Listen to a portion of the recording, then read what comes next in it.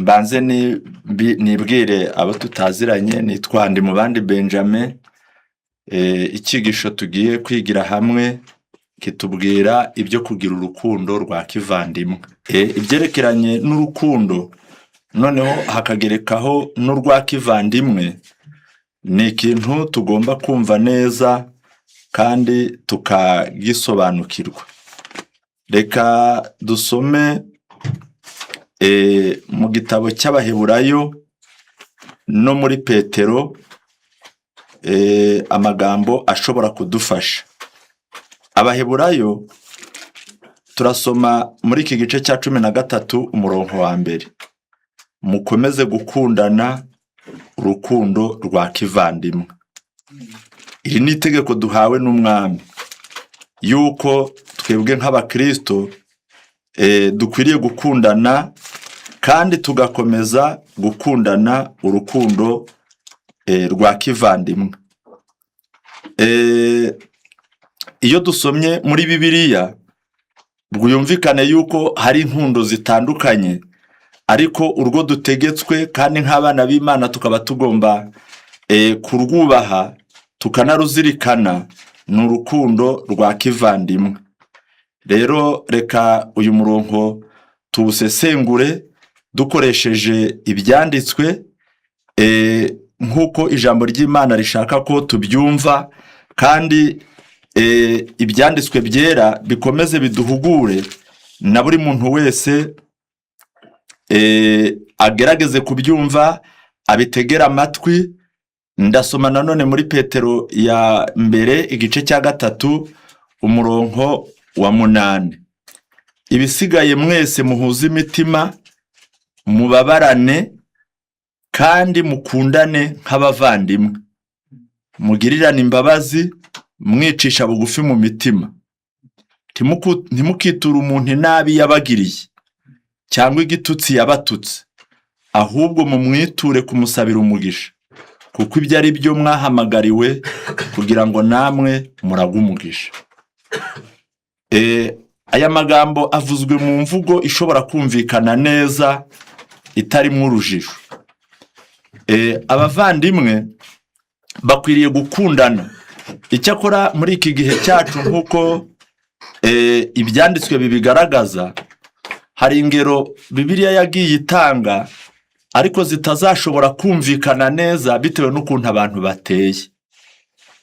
Muri iki gihe kubera abavandimwe ubuhanuzi bwabavuze nabi uko bazaba barangiritse, abatazagira amahirwe cyangwa bataragize amahirwe yo kumenya icyo abavandimwe bamariranye, bizabagora kumenya icyo inyandiko iri kuvuga. Reka dusome icyo ubuhanuzi buvuga ku byerekeranye n'abavandimwe mu minsi y'imperuka. Haranditse mu gice cya 9 cya Yeremiya uhereye ku murongo wa mbere ndageza ku murongo wa 4. Ye baba we, icyampa umutwe wanjye ukaba mw'iriba ry'amarira, n'amaso yanjye akaba isoko y'amarira, kugira ngo ndire ku manywa na nijoro, ndirira abantu banjye bishwe. Icyampa nkagira icumbi ry'abagenzi mu butayu, kugira ngo nsige abantu banjye nje kure yabo. Uyu aho yari atuye, abantu bari bafitanye inzangano n'imivurungano ku buryo yumvaga aheza hamunezeza ari mu butayu, kuko bose ari abasambanyi n'iteraniro ry'abariganya. Bafora ururimi rwabo nk'umuheto rukarekura ibinyoma. Bagumirije gukomera mu gihugu, ariko si ukuri kubakomeje, kuko bava mu cyaha bakajya mu kindi, kandi ntibanzi niko Uwiteka avuga. Birumvikana ko uku kwangirika kwa Isirayeli Yeremiya yari arimo kwaduha ishusho yo kwangirika kuriho muri iki gihe, ku buryo iyo utekereje hirya no hino hafi na kure, abavandimwe bakwegereye cyangwa n'abaturanyi bawe nabo mudafitanye isano mu maraso, ukabona ukuntu babanye nabi, wumva kubana nabo hari igihe ntacyo bimaze. Umuntu wese muri mwe ajye yirinda umuturanyi we. Ntabwo bavuze ngo ntukagere iwe cyangwa ngo ntakagere iwawe, ahubwo ujye umugirira amakenga. Umuntu wese muri mwe ajye yirinda umuturanyi we, kandi ntimukiringire uwo muva indimwe, kuko abavandimwe bazahemukirana rwose kandi umuturanyi wese azajya asebanya. Iri jambo ngo abavandimwe bazahemukirana rwose ni ubuhanuzi dusa n'abamaze kumenyera, ku buryo ushobora gusanga hari abiringiranaga kera ku buryo umwe ashobora kugurisha undi ariko batanditse resi. Ariko muri iki gihe cyacu byagiye bihinduka, aho abantu bashobora kurimanganya abo bava indimwe, akamuhuguza ibye azi ko afite. Niki gitabo kitubwiye ngo ntukiringire umuvandimwe. Ubwo bishatse kuvuga ngo nimujya no kugura muzandike, kuko ejo n'ejo bundi ashobora kuguhinduka. Ariko ubuhanuzi buvuze hano bukomeye ngo ntimukiringire uwo muvindimwe, kuko abavandimwe bazahemukirana rwose, ubwo nta kazasigara. Noneho reka turebe icyo Imana ishaka ku bavandimwe. Ariko iri jambo icyo narindi somero ryo muri Yeremiya nuko n'ibinyandiko zivuze ngo dukundane nk'abavandimwe. Ubwo abavandimwe bari bafite ukuntu bakwiriye gukundana, cyangwa se reka turebe iri somo dushobora kubona mu gitabo cy'imigani, ritubwira icyo umuvandimwe aba amariye undi. Kuko mu migani hari ijambo ririmo, reka turirebe, ni mu migani ndatekereza ari igice, hari ijambo rivuga ngo inshuti zikundana ibihe byose kandi umuvandimwe avukira gukura abandi mu makuba. Uwo murongo turaza kubaha neza, ariko uko amagambo avugitse nuko nguko, umuvandimwe avukira gukura abandi mu makuba. Urumva niba urugero rw'ubuvandimwe ari ugukura abandi mu makuba aricyo kibigaragaza, ni imigani 17 umurongo wa 12, urakoze 17. Inshuti zikundana ibihe byose kandi umuvandimwe avukira gukura abandi mu makuba. Urabona reka inyuranyo kiriho muri iki gihe cyacu, ni nkaho abantu bakavuze ngo umuvandimwe avukira gushyira abandi mu makuba, kubera nicyo kiriho muri iki gihe cyacu. Noneho niba icyari cy'Imana yaremeye abavandimwe yuko bakura abandi mu makuba, mbese ubwo bikaba bishatse kuvuga ngo nubwo ibyo byago bihari ntabwo ari ibitsindwa, kuko birahari. Hari abavuka ari ibinege, akavuka ari umwe. Uwo muntu aba afite ibibazo, byari bikwiriye yuko abavutse ari benshi bo batagira ibibazo bihwanye n'ibyo wavutse ari umwe. Ariko muri iki gihe cyacu kubera kwangirika kw'imico y'abantu, hari n'igihe usanga ahubwo wavutse ari umwe ari ushobora kugira umutekano kuruta abavutse ari benshi. Abavandimwe kubera gutabarana kwari kuriho byatumaga bifuza no guturana. Ariko muri iki gihe ushobora gusanga umuntu aho atuye ntacyo yarahabereye mu bigendanye n'iby'ubu buzima, akimurwa gusa no kwanga guturana n'abavandimwe. Wenda ari we mubi adashaka gufatanya nabo, cyangwa ari bo bamugirira ishyari adashobora kubona umutekano ari kumwe nabo. Ariko ntabwo ibi byatuma tudakomeza kwigira ku bavandimwe, nk'uko ijambo ry'Imana ridutegetse ngo dukundane urukundo rwa kivandimwe. Niba abasangiye amaraso y'ababyeyi bitewe n'uko bavukana urukundo runaniranye, reka abasangiye amaraso ya Kristo urukundo rwo rwa kivandimwe kubwo kuva muri iyo ndimwe yo kubyarwa ubwa kabiri, bo urukundo rushoboke kandi rutange urugero rwiza. Urukundo rwarasobanuwe mu bitabo, reka tugerageze kubisoma. Mu gitabo cyitwa Intekerezo, Imico n'Ubumuntu, paje ya 209 ni umuzingo wa mbere, haranditse ngo urukundo ihame ryo gukora. Ariko icyigisho kiravuga ngo urukundo ni ihame mvajuru kandi rihoraho. Urukundo ihame ryo gukora, iyo umutima wuzuwemo ihame ryo mu ijuru ry'urukundo rw'iteka ryose, rutemba rugana ku bandi, kuko urukundo ari rwo rutuma ibikorwa bibaho, ruhindura imico, rugenzura ibishyika, rutegeka irari, ruganza urwango, ruzahura kandi rukaboneza imibanire. Ubwo murumva ko umuntu aramutse adafite urukundo aba ari ikintu kitariho, ntabwo aba ariho. Kasubiremo: ruhindura imico, rugenzura ibishyika, rutegeka irari, ruganza urwango, ruzahura kandi rukaboneza imibanire. Rero uru rukundo Yesu yarugarutseho inshuro nyinshi, ndetse ibyanditswe byera byerekana ko mu nyigisho ze urukundo yaruhaye imbaraga ikomeye cyane. Yararuvuze arongera araruvuga, ariko reka nsome umurongo umwe mu gitabo cya Yohana. Mu gitabo cya Yohana Yesu yarabivuze muri iki gice cya 13 umurongo wa 34 haranditse ngo: ndabaha itegeko rishya, ngo mukundane nk'uko nabakunze aba ariko namwe mukundana. Ibyo nibyo bose bazabamenyeraho ko muri abigishwa banjye nimukundana. Kubera iki se avuze ngo ni itegeko rishya? Nuko aduhaye gahunda y'ukuntu tuzakundana, ngo ni nk'uko yadukunze. Yesu muri iri jambo yashakaga kuvuga ibintu bibiri. Icya mbere nuko yadukunze tudakunditse, tudafite impamvu zatuma dukundwa. Ubwo ashatse kutwigisha ko natwe dukwiriye kujya dukunda abantu, ariko tutabanje kubashakaho ibituma bakundwa.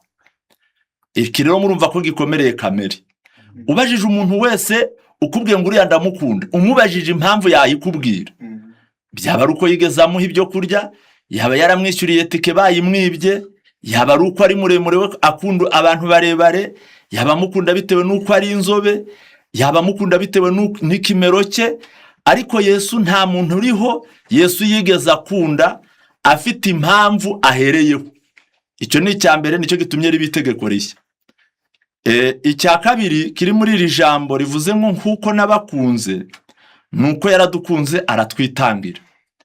Yaradukunze aratwitangira, atanga igifite agaciro kubwo kudukunda.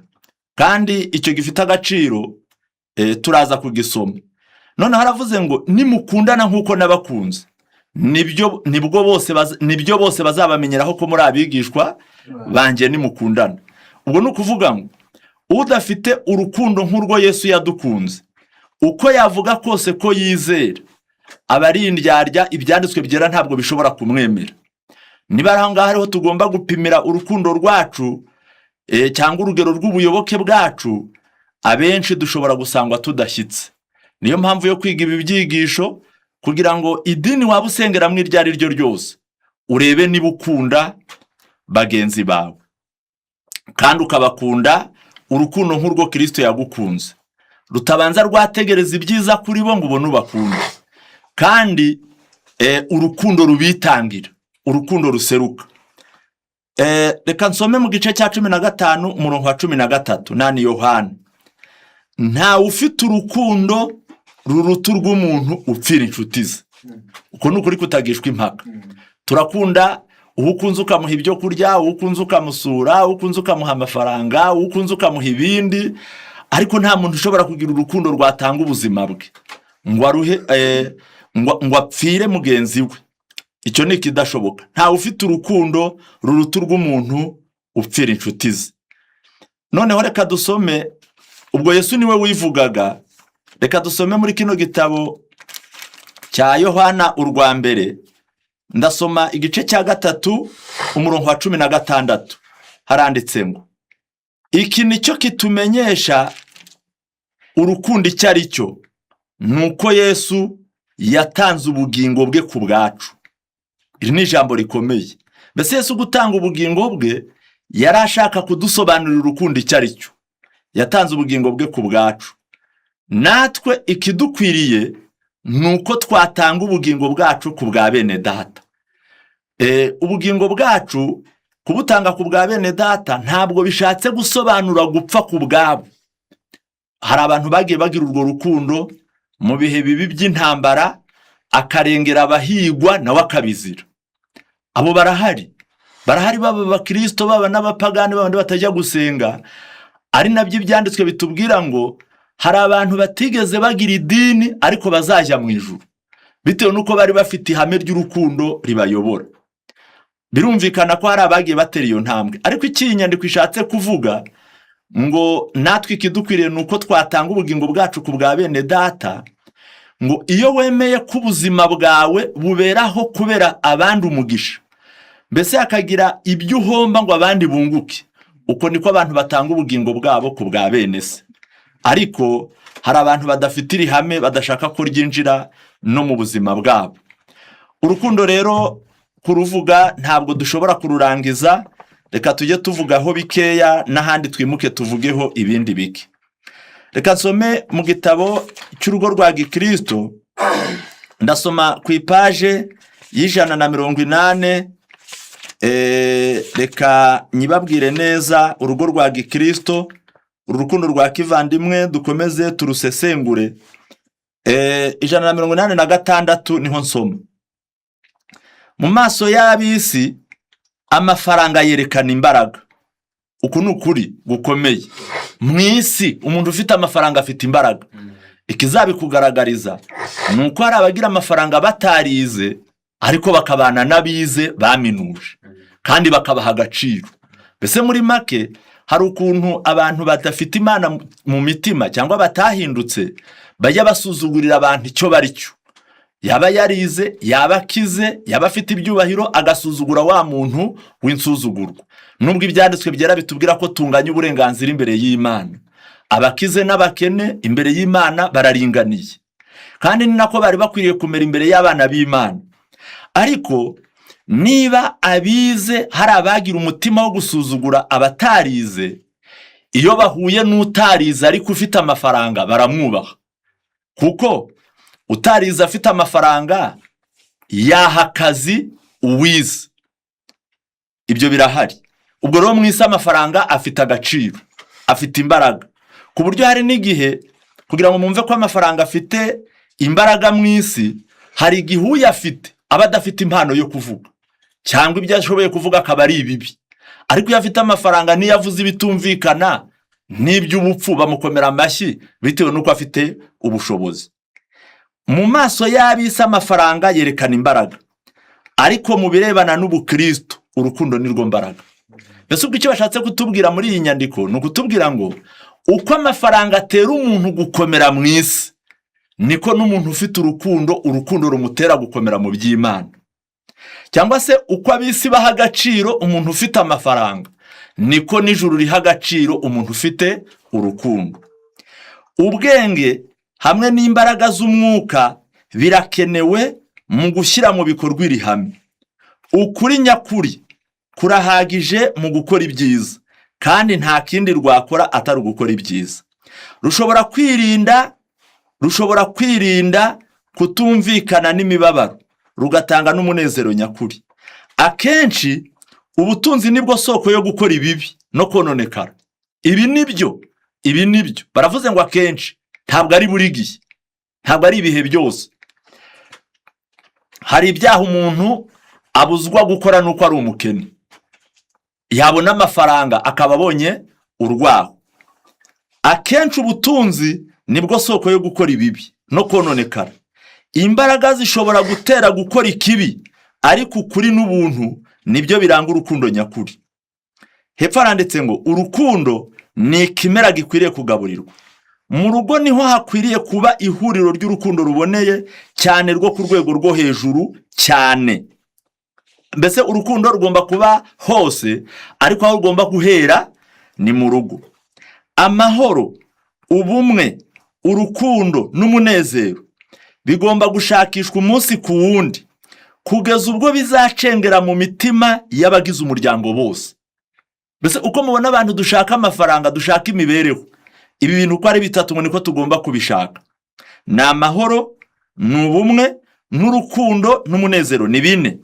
Bigomba gushakishwa umunsi ku wundi, kugeza ubwo bizacengera mu mitima y'abagize umuryango bose.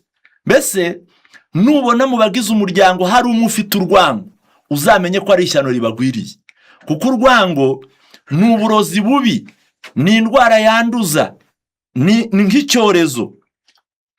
Hepfo harakomeje ngo ikimera cy'urukundo kigomba kugaburirwa neza, bitari ibyo kizapfa.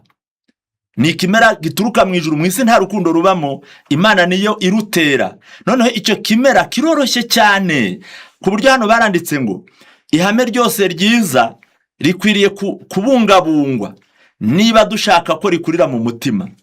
Ibyo Satani biba mu mutima, mwumve, ubwo nuvuga ngo igihe Imana biba urukundo mu mutima, Satani nawe aho uruhande abafite byinshi ahameza, ari by'ibi: urwango, ishyari, igomwa, gukekana, kuvuga nabi, kutihangana, kwibwira nabi, kwikunda, ubwibone, kwifuza kubi. Ibyo byose bikwiriye kurandurwa. Iyo ibyo bibi birekewe mu mutima, bizera imbuto zizanduza n'abandi bantu benshi. Mbega ukuntu ari abantu benshi babiba ibimera by'ubumara byica za mbuto nziza z'urukundo, bikanduza n'umutima. Ubu ni ukuvuga ngo aya magambo kugira ngo abantu 31 cyo mu rugo rwa Gikristo. Mwumve ko Imana itera urukundo mu mutima, Satani nawe agatera ibindi bintu iruhande. Kandi koko muzarebe no mu murima, ushobora mu murima wa guteramwo ibirayi hakazameramwo ibindi byatsi bitari ubwoko bumwe kandi byinshi. Kandi ibyo byatsi bimezemo byo nubwo utabishyizeho ifumbire bizashisha kurenza ibirayi washyizeho ifumbire. Nubwo uzatera umuti ukawutera ibirayi uri gupompa kugira ngo udukoko dupfe, ukirinda gutera kuri bya byatsi, imvura nigwa ibirayi bizashya ariko bya byatsi ntibizashya. Ubwo bishatse kutwereka icyigisho twabivanamo, nuko ibibi mu mutima w'umuntu bikura bititaweho. Ntabwo bigusaba kubanza wabibungabunga ngo ibibi bizabone bikuri. Ni nayo mpamvu uburyo bwiza bwo kubirwanya ngo ari ukubirandura. Ni ukubirandura, kandi ibyo bibi bigereranyijwe na biriya byatsi ni urwango, ishyari, igomwa, gukekana, kuvuga nabi, kutihangana, kwibwira nabi, kwikunda, ubwibone, kwifuza kubi. Ibyo byose bikwiriye kurandurwa kugira ngo cya gihingwa cy'urukundo kizabanze gusagamba. Ntabwo Yesu ari we wigishije urukundo wenyine, ahubwo n'abigishwa be bageze ikirenge muke. Ni benshi barwigishijeho, ariko reka dusome ibyo Pawulo yavuze ku rukundo. Ndasoma mu gitabo cy'Abakorinto urwa mbere igice cya 13. Aya magambo azwi na benshi, ariko reka twongere tuyiyibutse, tuyavugeho kandi tuyatekerezeho. Haranditse ngo nubwo navuga indimi z'abantu n'iz'abamarayika, ariko singira urukundo, mba mpindutse nk'umuringa uvuga cyangwa icyuma kirenga. Kandi nubwo nagira impano yo guhanura, nkamenya ibihishwe byose n'ubwenge bwose, kandi nubwo nagira kwizera kose, nkabasha gukuraho imisozi, ariko singira urukundo ntacyo mba ndicyo. Kandi nubwo natanga ibyanjye byose ngo ngaburire abakene, ndetse nkitanga ubwanjye ngo ntwikwe, ariko singira urukundo ntacyo byamarira. Urukundo rurihangana, rukagira neza, urukundo ntirugira ishyari, urukundo ntirwirarira, ntirwihimbaza, ntirukora ibiteye isoni, ntirushaka ibyarwo, ntiruhutiraho, ntirutekereza ikibi ku bantu, ntirwishimira gukiranirwa kw'abandi, ahubwo rwishimira ukuri. Rubabarira byose, rwizera byose, rwiringira byose, rwihanganira byose. Urukundo ntabwo ruzashira. Guhanura kuzarangizwa, no kuvuga izindi ndimi kuzagira iherezo. Ubwenge nabwo buzakurwaho, kuko tumenyaho igice kandi tugahanuraho igice. Ariko ubw'igishyitse rwose kizasohora, bya bindi bidashyitse bizakurwaho. Nkiri umwana muto navugaga nk'umwana muto, ngatekereza nk'umwana muto, nkibwira nk'umwana muto. Ariko maze gukura mva mu bwana. Icyakora none turebera mu ndorerwamo ibirorirori, ariko icyo gihe tuzarebana duhanganye mu maso. None menyaho igice, ariko icyo gihe nzamenya rwose nk'uko namenywe. 13 muhazirikane. Ariko none hagumyeho kwizera n'ibyiringiro n'urukundo. Ibyo uko ari bitatu, ariko ikiruta ibindi ni urukundo. Ese kuko nibyo? Urukundo ruruta kwizera, urukundo ruta no kwiringira. Abantu basoma iby'Imana kandi bakaba babirimo mu by'ukuri, bakaba banabikunda, bazi yuko kwizera ari ingingo y'ingenzi mu byerekeranye n'ubukristo. Kwizera Kristo ko yadupfiriye biduha imbaraga yo kunesha icyaha, bidukuramo igishinja cy'umutima uhora uturega ko twahemutse, biduha umutekano yuko nubwo turi babi ariko Imana izatugira beza. Uko ni ukwizera. Ibyiringiro nibyo bituma iby'Imana yadusezeraniye bidutunga nubwo byaba bitarasohora. Tukiringira yuko tuzabona ijuru, tukiringira yuko Yesu ari mukuru wacu uri ku ntebe y'imbabazi, dushobora kubwira ibibazo byacu akadusubiza. Ibyo ni ibyiringiro. Ibyo byiringiro bifite mu mutima biragutunga kandi bikakubeshaho.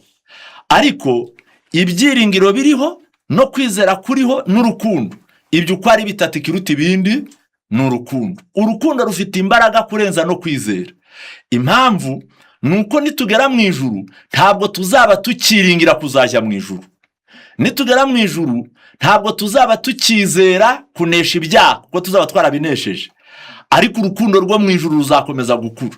Ni ikintu kizakomeza kubaho iteka ryose. Kubera ibi bintu Satani ararwanga, araruhiga. Yazanye ingorane zikomeye cyane zisimbura urukundo, ari rwo rwango rukaba rwuzuye mu mitima y'abantu.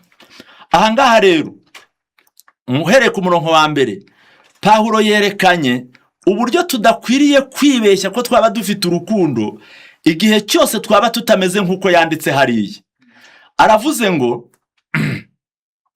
nubwo navuga indimi z'abantu n'iz'abamarayika ariko singire urukundo, mba mpindutse nk'umuringa uvuga cyangwa icyuma kirenga. Reka ahantu mpasobanure. Mu gihe cy'intumwa bahawe kubwiriza isi yose, ariko abakiriye ubutumwa bwa Kristo ngo barinjije iz'i Galilaya zitize. Ubwo byumvikane ko ururimi bari bazi ari rumwe kandi baragombaga kubwiriza isi yose. Nicyo cyatumye Imana kubwo kugira ngo bashobore umurimo yabahaye impano yo kuvuga indimi kandi batazizi. Nibyo byanditswe mu Byakozwe n'Intumwa igice cya 2 ko bamaze guhabwa umwuka wera bari mu cyumba cyo hejuru, ngo baramanutse bava mu cyumba cyo hejuru bajya hasi, ngo ibirimi by'umuriro byigaragaza kuri buri wese, ngo bimeze nk'indimi. Buri wese asohoka ari kuvuga ibitangaza by'Imana mu rurimi yahawe kuvuga, ariko atari rwa rundi rwa kavukire, ahubwo ari ururimi rw'amahanga. Kandi byanditswe bikavuga ngo abari bateraniye muri Yerusalemu bavuye mu bihugu bitandukanye, ngo bumvise intumwa ziri kuvuga ibitangaza by'Imana mu ndimi za kavukire z'abo bantu kandi batarabyize. Ngo nibyo byatangaje ab'i Yerusalemu, baravuga batese abasi b'abantu b'i Galilaya batize, none si ibitangaza by'Imana ko bari kubivuga mu ndimi z'iwacu. Iyo yakomeje kuba impano Imana yagiye itanga. Ariko muri icyo gihe hariho Pawulo ari kuvuga aya magambo, ikintu cyari gitangaje gikomeye kandi n'ubu cyaba gitangaje. Umuntu aramutse atarageze ku ishuri, akaba atarigeze ava mu Rwanda ngo ajye gutura mu bindi bihugu, akaba ari umuntu wavukiye i Rwanda agakurira i Rwanda ntagere mu ishuri, ukumva ari kuvuga Icyongereza ku buryo uwo mu Bwongereza yumva ari kuvuga neza nta makosa ari gushiramo, cyaba ari igitangaza gikomeye. Ntabwo ari bya bindi byo kurimanganya abantu bajya bavuga indimi zitabaho mu isi ngo abantu bavuge ngo bahawe indimi. Oya, ibyo byo ni ibindi, ni Satani uba wabavangiye nk'uko nabo bavuga bati uriya we yavangiwe. Ariko ahangaha ikinyandiko iri kuvuga, niyo wagira impano yo kuvuga indimi zindi utarazize ariko udafite urukundo, Bibiliya iratubwiye ngo waba umeze nk'umuringa uvuga. Mbese muri make imbere y'Imana uri zero. Kandi nubwo nagira impano yo guhanura, nkamenya ibihishwe byose n'ubwenge bwose, kandi nubwo nagira kwizera kose nkabasha gukuraho imisozi, ariko singira urukundo ntacyo mba ndicyo. Kandi nubwo natanga ibyanjye byose ngo ngaburire abakene, ndetse ngatanga ubugingo bwanjye ngo ntwikwe, ariko singira urukundo ntacyo byamarira. Se birashoboka ko umuntu yanatanga ibye akabitanga ngo ari kugaburira abakene ariko adafite urukundo? Nukuri birashoboka. None ushaka kwihimbaza, ushaka ko bakurata, ushaka ko bagushima, ngo nubwo wakwitanga ngo utwikwe. Hari abantu bajya bavuga ko bakunda Imana bakiyahura, akizirikaho igisasu akagenda akituritsa, ariko ngo ari kurengera ngo iyobokamana, niko bo babyita. Ariko nubwo wakwitanga ngo upfe udafite urukundo, ijambo ry'Imana yavuze ngo ntacyo byakumarira. Noneho Pawulo ararusobanura neza. Urukundo rurihangana, rukagira neza. Urukundo ntirugira ishyari. Nta muntu ufite urukundo wabona undi yungutse ngo araradasinziriye. Kandi ishyari naryo urumva rigomba kuba kuri degere zitandukanye. Nk'uko abantu bari mu isi bose bafite amafaranga ariko ntangana. N'ufite igiceri cy'ijana afite amafaranga. Ariko hari n'ushobora kugira ishyari ringana n'igiceri cy'ijana, undi akaba afite ishyari ringana na miliyoni. Ubwo ni ukuvuga ngo umuntu aradasinziriye bitewe n'ikiza undi yagezeho, afite ishyari ryinshi. Ariko hari n'ushobora kuba ari aho ngaho, undi yakubaka inzu ntavuge ngo amen. Nubwo ari businzire ariko ntanezezwe, ntavuge ngo Imana ishimwe kubera runaka yateye intambwe. Uwo nawe afite ishyari nubwo rikiri ritoya, ariko iryo naryo ryamukoraho. Igitabo kiravuze ngo urukundo rurihangana, rukagira neza. Urukundo ntirugira ishyari, urukundo ntirwirarira, urukundo ntirwihimbaza ngo ibyo wakoze ushake kubirata. 5, ntirukora ibiteye isoni. Nta muntu ufite urukundo watera abakobwa b'abandi inda. Nta muntu ufite urukundo wagusha umugabo wundi. Ntabwo rukora ibiteye isoni. Hepfo aravuze ngo ntirwishimira gukiranirwa kw'abandi, ahubwo rwishimira ukuri. Rubabarira byose, rwizera byose, rwiringira byose, rwihanganira byose. Reka aya magambo nyasobanure nsomye igitabo cy'ibihamya by'itorero, ibihamya by'itorero umuzingo wa 5. Ndasoma ku ipaje y'ijana na 50 ijana na 75 murambabarira niho ngiye gusoma. Reka mpagere neza. 100 kugira ngo hatagira uwandika nabi. Ni 150 na 6 ndageza na 7. Haranditse ngo nubwo yavuga ko afite kwizera guhanitse, umuntu umutima we utarasabwamo urukundo, akunda Imana na bagenzi be, ntabwo aba ari umwigishwa wa Kristo. Ntabwo aba ari umwigishwa wa Kristo. Nubwo yagira kwizera gukomeye, akagira n'imbaraga zo gukora ibitangaza, ariko nta rukundo, kwizera kwe kwaba ari imfabusa. Ashobora kugaragara nk'umuntu ugira umutima w'impuhwe, ariko niba biterwa n'indi mpamvu, ubwo ni hahandi twasomye ngo nubwo natanga ibyanjye byose ngo ngaburire abakene. Haravuze ngo ashobora kugaragara nk'umuntu ugira ubuntu n'impuhwe, ariko niba biterwa n'indi mpamvu itari urukundo, agatanga ibyo atunze byose ngo agaburire abakene, icyo gikorwa nticyatuma ashimwa imbere y'Imana. Nubwo yagira ishyaka ryinshi kugeza ubwo yitanga agapfa ari gupfira mu by'Imana, ariko akaba atagira izahabu y'urukundo, imbere y'Imana aba ameze nk'umuntu wihenda cyangwa umuntu w'indyarya. Intumwa Pawulo yakomeje asobanura iby'imbuto z'urukundo ati urukundo rurihangana, rukagira neza, urukundo ntirugira ishyari. N'ahandi mu Bakorinto twasomye. Iyo urukundo mvajuru ruganje mu mutima, rutsembamo ubwibone n'inarijye. Arakomeza ngo urukundo ntirwirarira, ntirwihimbaza. Umunezero nyawo ukomoka ku kwicisha bugufi. Imico y'imbaraga n'ubupfura bihebuje ibindi ikomoka ku kwihangana n'urukundo no kwishingikiriza ku bushake bw'Imana. Hepfo arakomeje ngo urukundo ntirukora ibiteye isoni, ntirushaka ibyarwo, ntiruhutiraho, ntirutekereze ikibi ku bantu. Umutima uganjemo urukundo nturangwamo ubwibone no kwihorera, bitewe n'uko ubwibone n'inarijye byakomeretse ku rugero rusa n'urutakwihanganirwa. Mbese umuntu niba yanagusuzuguye, ubwo inarijye yawe iba yakomeretse.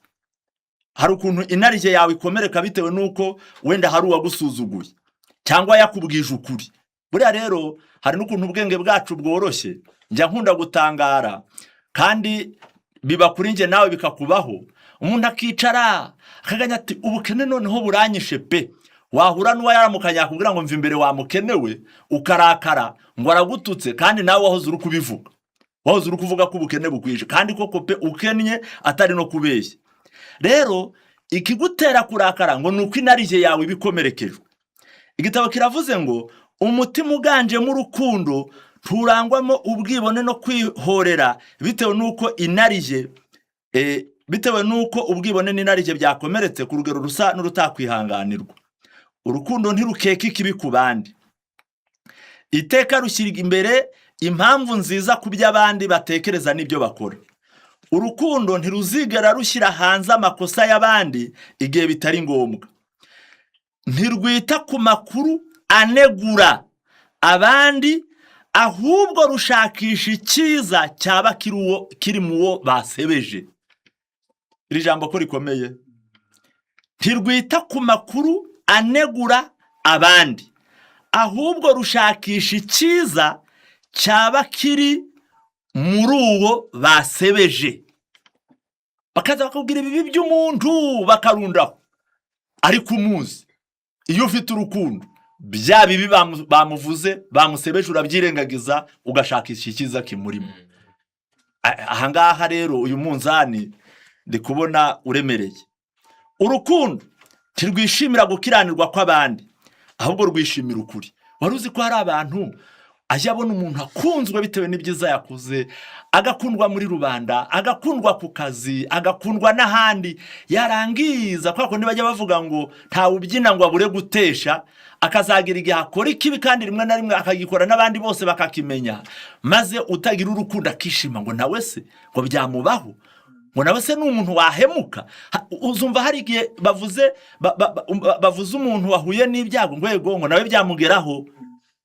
Ubwo ni ubugome, ubwo ni ubugome, ni ikimenyetso kigaragaza yuko nta rukundo umuntu afite.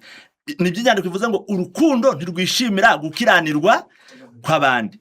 Umutima wasabwe n'urukundo wuzura agahinda iyo ubonye amakosa n'intege nke by'abandi, ntabwo rubyishimira. Ariko iyo ukuri gutsinze, iyo igicu cyari kijimishije umucyo w'ukuri kivuyeho ku muvandimwe, cyangwa se iyo icyaha cyicujijwe amakosa agakosorwa, ufite urukundo aranezerwa. Rubabarira byose, rwizera byose, rwiringira byose, rwihanganira byose. Naryo bagiye kurusobanura. Urukundo ntabwo rwihanganira amakosa y'abandi gusa, ahubwo rwemera runezerewe umubabaro wose n'ingaruka zishobora guturuka kuri uko kwihangana. Ngo uhihanganira amakosa ye, ariko amakosa atera igihombo. Amakosa atera igihombo. Ubwo ni ukuvuga ngo umuntu ashobora kuba ari umugabo wawe waba umukunda, ariko akagwa mu byaha byo kunywa inzoga imitungo akayimara.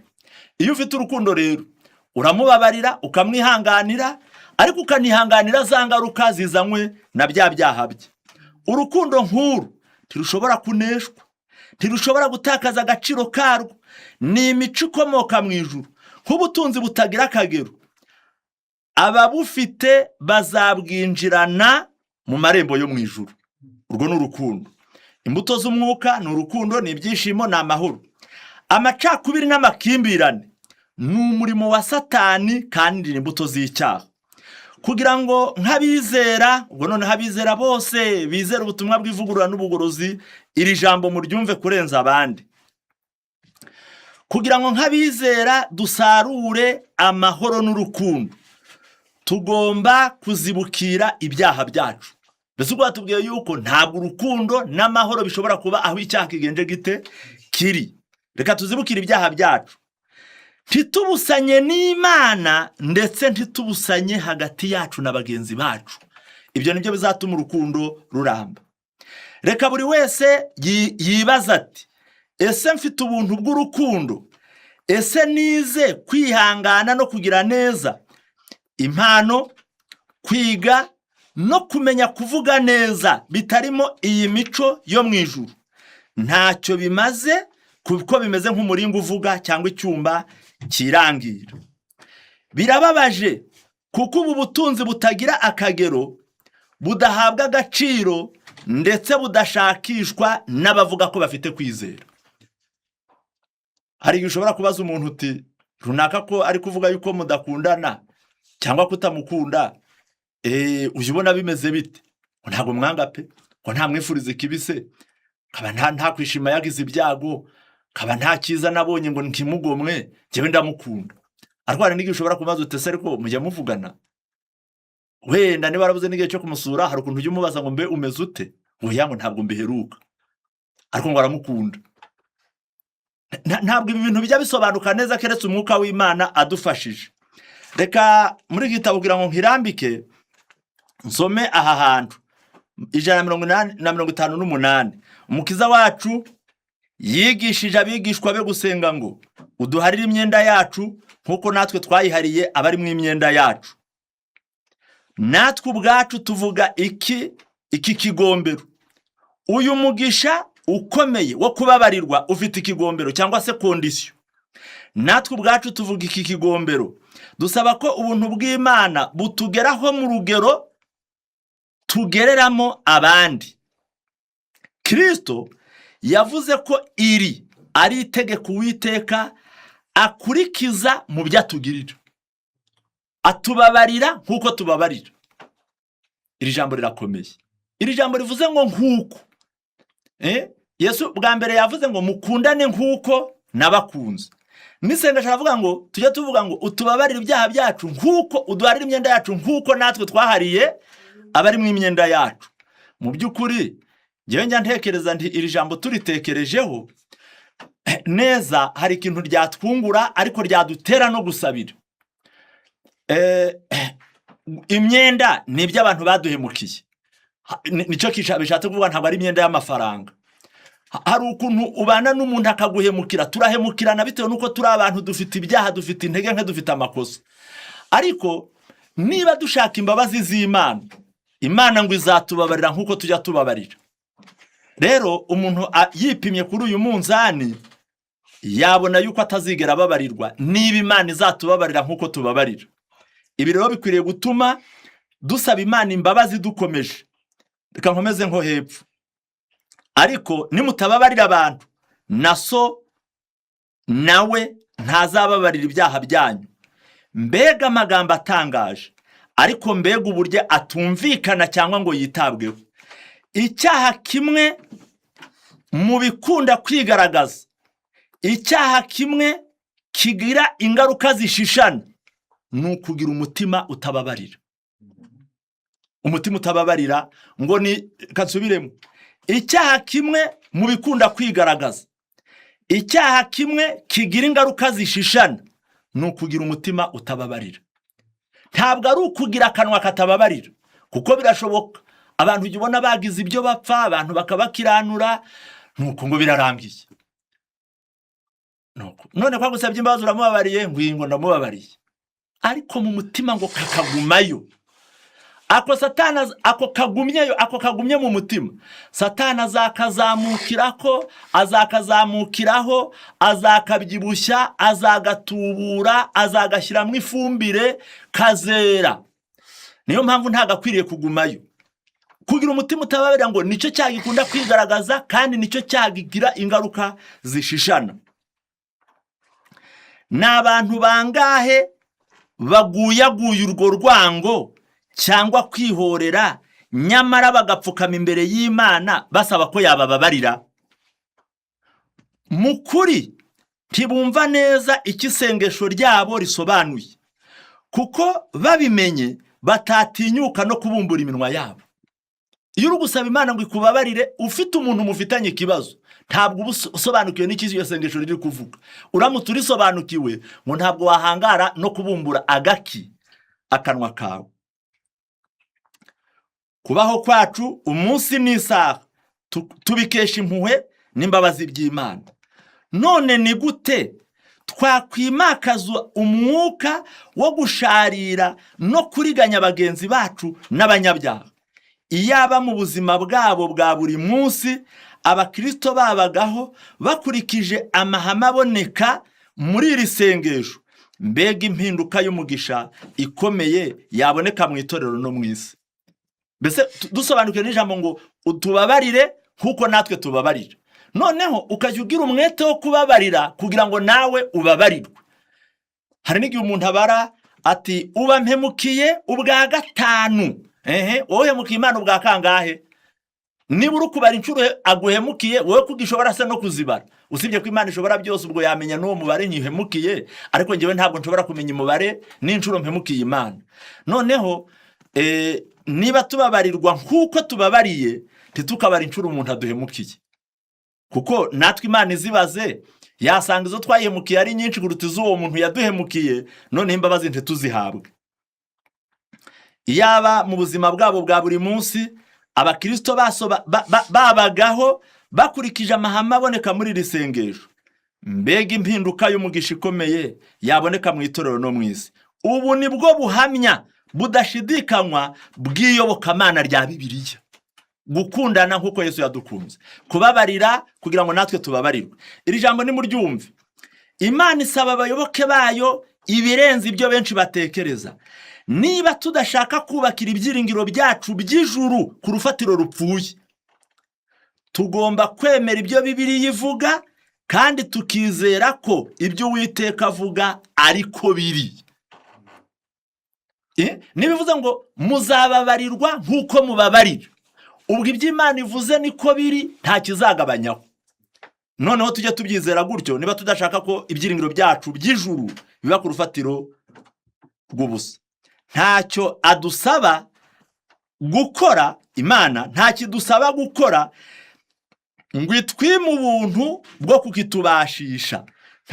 Ntacyo dufite cyo kuzireguza ku munsi w'Imana niba tutabasha kugera ku rugero twahawe mu ijambo ryayo.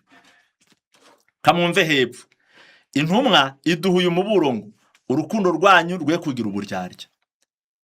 Urukundo rugira uburyarya. Urukundo ruba ku munwa rudafite icyicaro mu mutima nirwo rwitwa uburyarya. Mwanga ibibi, urunuka, muhorane n'ibyiza. Kubyo gukunda bene data, mukundane rwose. Kubw'icyubahiro umuntu wese ashyira imbere mugenzi we. Pawulo yashakaga ko dutandukanya urukundo ruzima, rutunganye, rutikanyiza, rukomoka ku mwuka wa Kristo, n'urukundo rwo kwihenda ari rwo rwuzuye isi.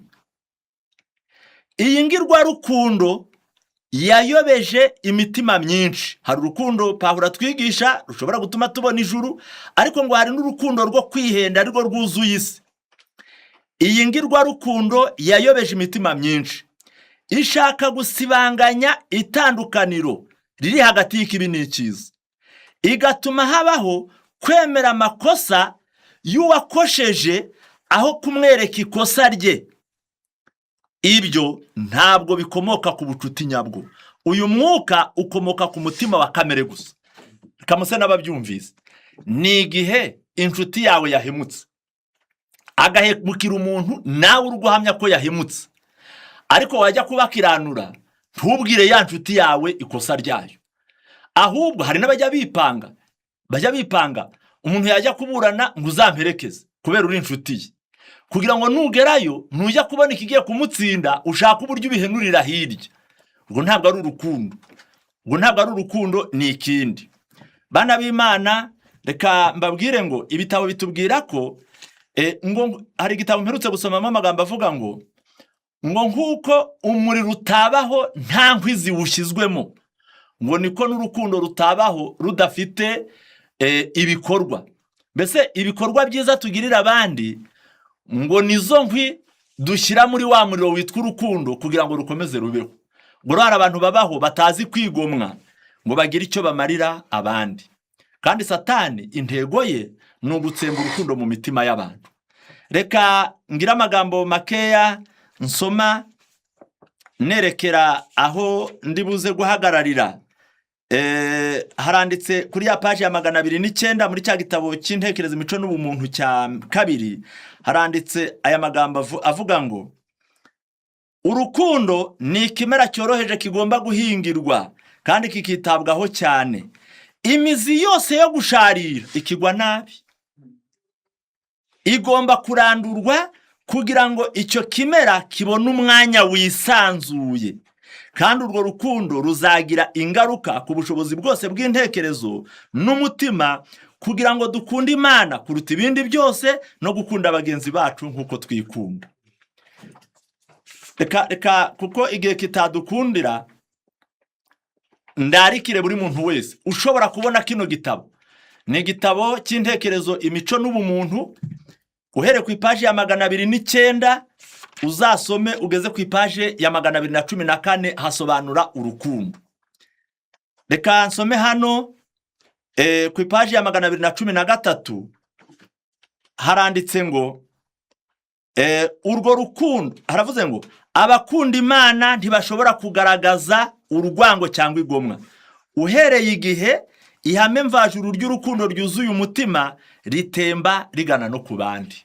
Ntabwo umuntu ukunda Imana urukundo rwamugezemo ashobora kudakunda abantu. Urukundo rwa Kristo rurimbitse kandi ruragurumana, kuba rwakira bose, rutemba nk'akagezi kihuta. Urukundo rwe ntirurangwamo kwikunda kose.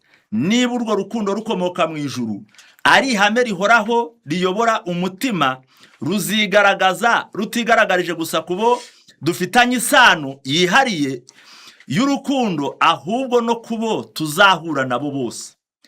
Ruzadutera kwita ku tuntu duto, ku guhuza n'abandi, gukora ibikorwa by'ubugiraneza, kuvuga amagambo yo kwiyoroshya y'ukuri, no gukomeza abandi. Ruzatuyobora kugirira impuhwe abazisonzeye.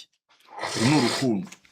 Aho nsoreza ni mu ntekereza imico n'ubumuntu, igitabo cya 2 ku ipaje ya 547 haranditse ngo umutima wo gukunda umwanzi. Aha rero niho bikomereye, ariko iyisubi muyumve. Ibyanditswe bidutegeka gukunda n'abanzi bacu.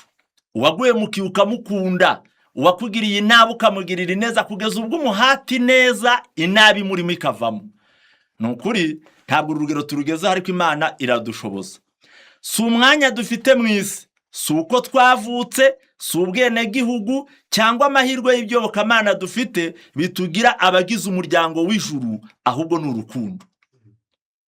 Mbese umwanya ufite muri sosiyete cyangwa mu isi, uko wavutse, mu bakire cyangwa mu bize, ubwene gihugu ufite, bya bihugu bikomeye, ijambo riravuze ngo sibyo biduha agaciro mu maso y'ijuru, ahubwo ikiduha agaciro ni urukundo. Urukundo ruhuriza hamwe abantu bose, yemwe n'abanyabyaha bafite umutima udashikamye mu mwuka w'Imana, nabo bakwiriye kugaragarizwa ubugiraneza. Nta mubanabi, nta mugome, nta muntu ugira umutima mubi ukundwa ngo abyange, kugeza ubwo nk'uko banga ababanga bazageza ubwo banakunda ubakunda. Ariko umwuka w'Imana wonyine niwe uzatuma bakunda abanzi babo. Kugaragariza ubugiraneza indashima n'abagome. Aya magambo muyumve niyo nsorejeho. Kugaragariza ubugiraneza indashima n'abagome. Gukora ibyiza udateganya kuziturwa.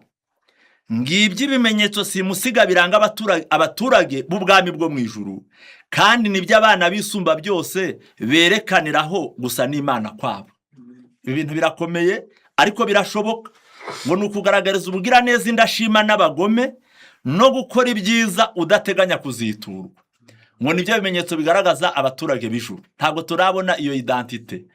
Turacyatuye mu isi, niho dufitiye ibyangombwa, ariko niba dushaka kuzajya mu ijuru, mureke dushake ibi bikorwa byiza n'iyi mico. Imana idufashe, iduhe urukundo rwa kivandimwe, turugaragarize mu isi no mu itorero no mu miryango yacu. Kristo nagaruka tuzamubone mu izina rya Yesu.